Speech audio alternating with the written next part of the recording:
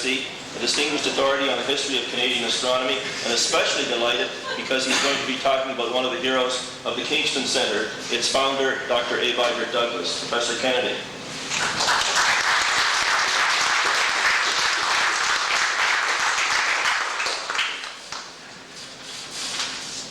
I never understand completely why, when I go home from a talk by Terry Dickinson, I go through a period of self-examination.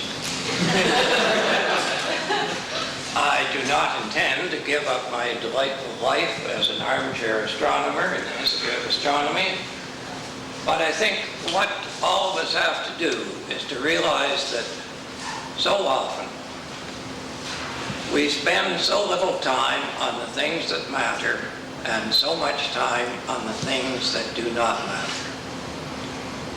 I am delighted, Leo, to be talking this morning about an individual who devoted her life to the things that matter and spent very little time on the things that do not matter. Now, may I have the first slide?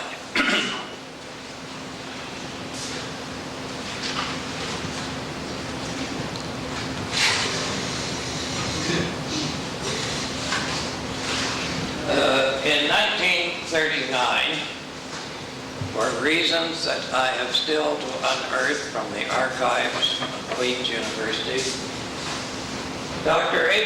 Douglas left her career at McGill and came to Queen's as Dean of Women. The next slide, please.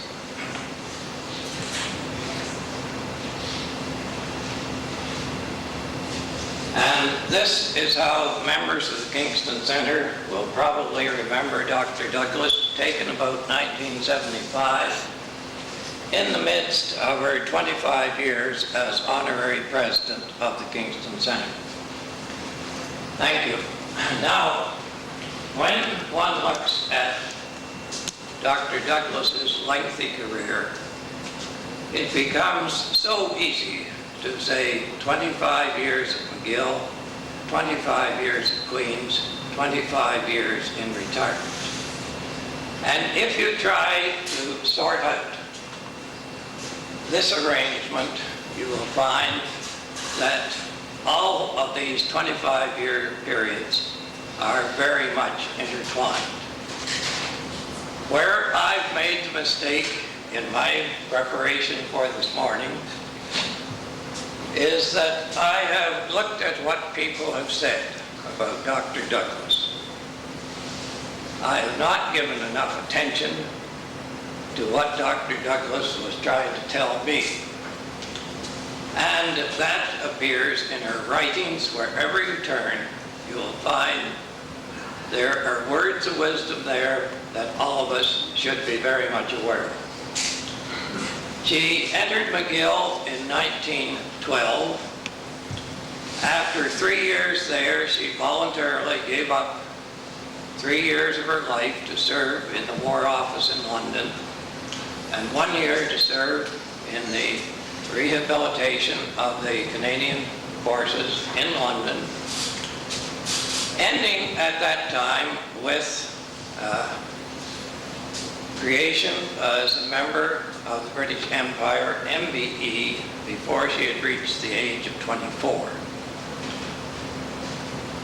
She then returned to McGill and completed her bachelor's degree and master's degree under a professor who shortly thereafter transferred to Queen's and spent most of his lifetime here at this university.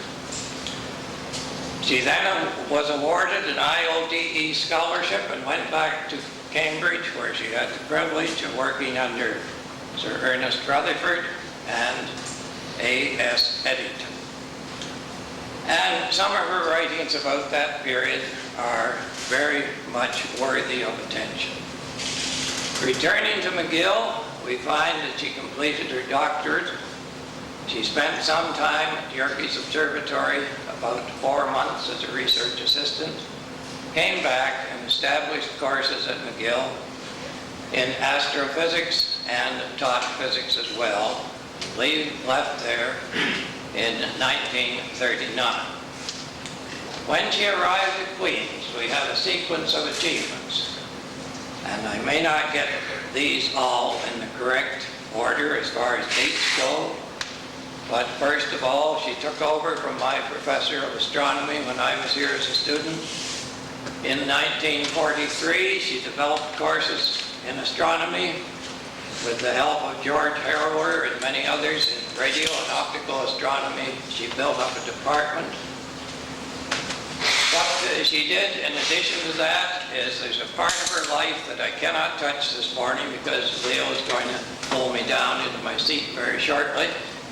And that is the part that she devoted to the International Federation of University Women. But then she took time in the 1950s to write a book about Eddington. She took time in the early 1960s to found the Kingston Centre, which, as you know from Leo's short article in the program, was founded in 1961. And I commend to any group that is thinking of forming a centre to read carefully all the details that Leo has about this. It started in January, it was completed in June. It went like clockwork, thanks to people like Dr. Douglas being in control. She also spent a couple of years in that period as president, the first woman to become president of the Royal Astronomical Society of Canada. Now, if one starts to look at her publications, what one finds is that the papers produced when she was at McGill deal very much with what her interest was as an astrophysicist. And what one sees is that in the period at Cambridge with Eddington, she produced one of her early papers.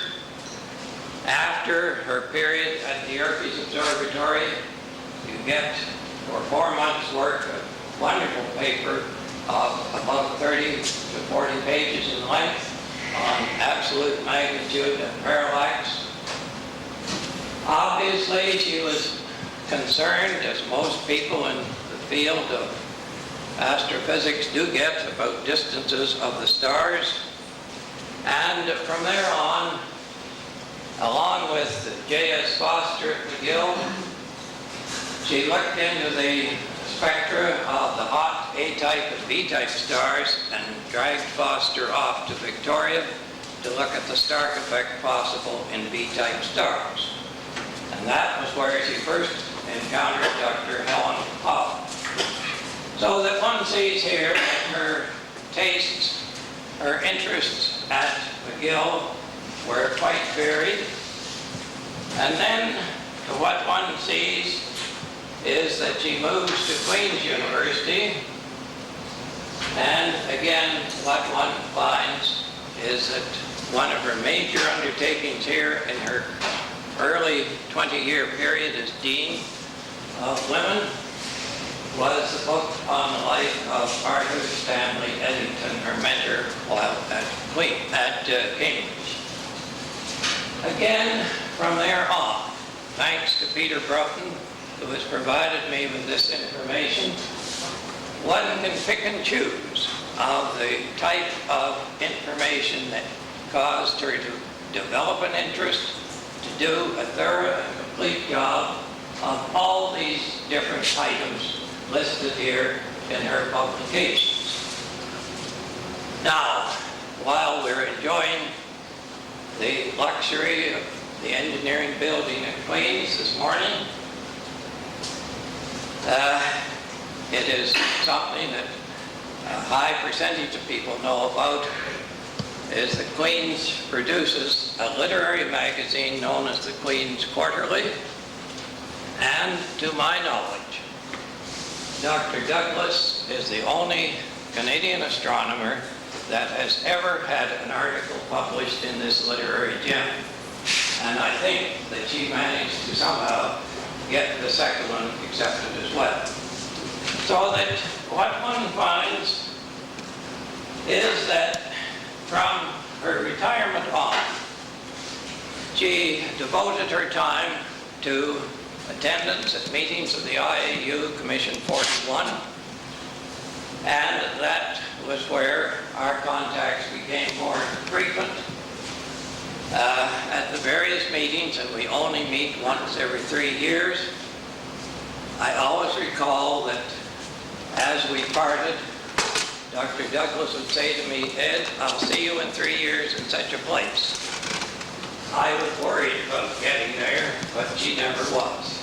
So that she kept that up. She wrote about these meetings, published these in the R.A.S.C. journal, and in addition she attended likewise many of the meetings of the International Union for the History and Philosophy of Science.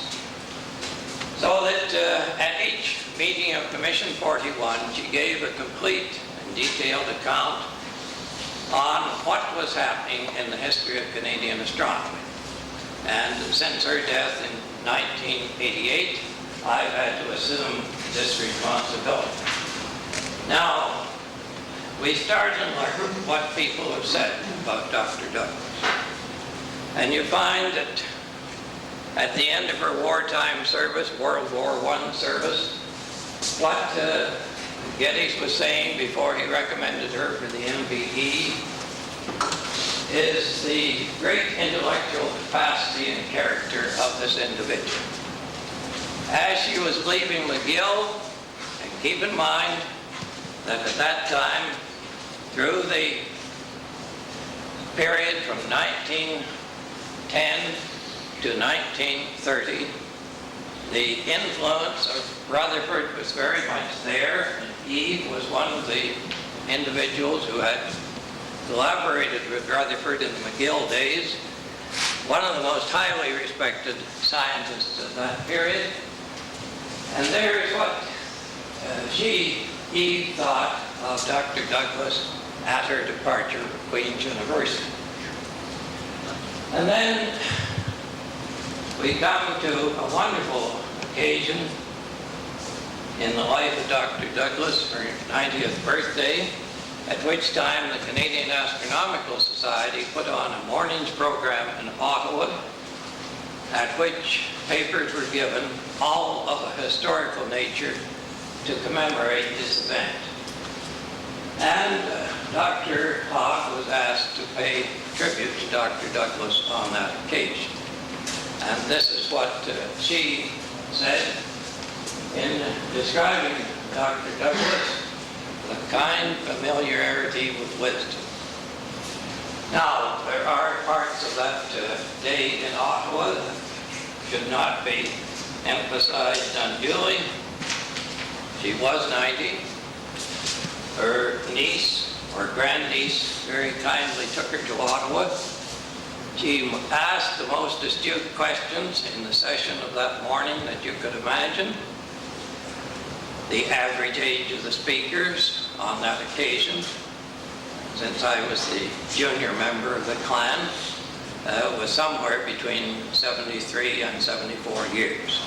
So that we didn't have to have wheelchairs to get us in to speak, but it was approaching that stage. Now, the president of the Astronomical Society had a dinner party to end off the day. The grandniece again brought Dr. Douglas to the dinner party. And as you know, after last night, things do get a bit fuzzy as the evening wears on. It has never been clear to me how we suggested to the grandniece shortly after midnight that perhaps it'd be well if Dr. Douglas was the first to leave, so the rest of us could collapse and go home. That is what one ran into with the vigor of this unusual person. Now, after her death, Dr. Peter Millman, one of her colleagues of many years, wrote this about Dr. Douglas. And the one point at which I'm touching on with reference to her deanship here and her friendship to the women of that period. And keep in mind, she took on somewhere between 450 and 500 co-eds who, over a period of 20 years, came to admire her.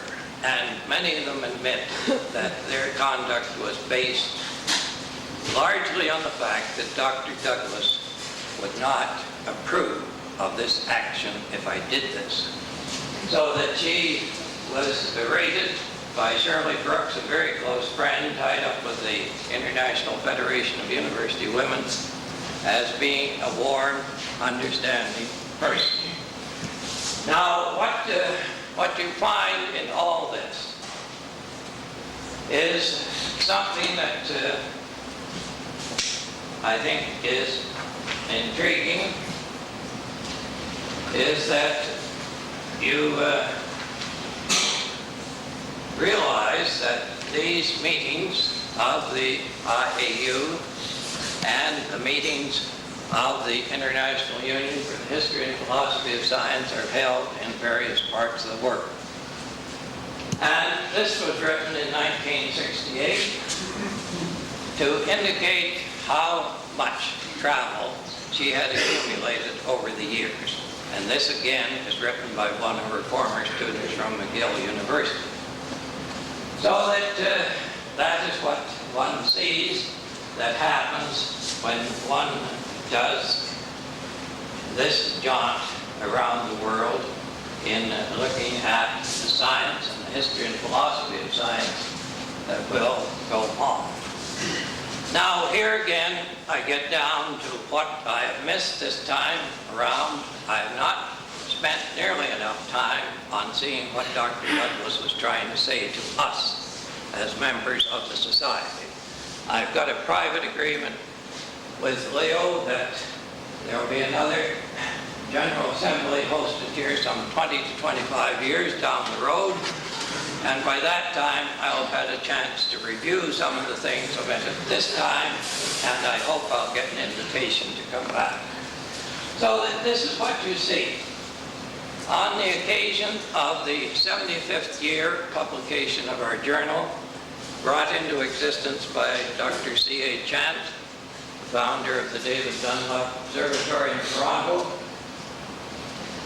This is what happened when they asked the senior 6 presidents of the Astronomical Society to comment on what they saw as the future of the journal. And one sees here what she had to say on that occasion. International is important, and I hope our journal will continue. Now, again, a bit of self-examination. Have we broken faith with one of the founders of Kingston Centre? Have we let her down in where we are headed in the journal of today? And I think that each of us should go away from this assembly resolved that, as Dr. Douglas did,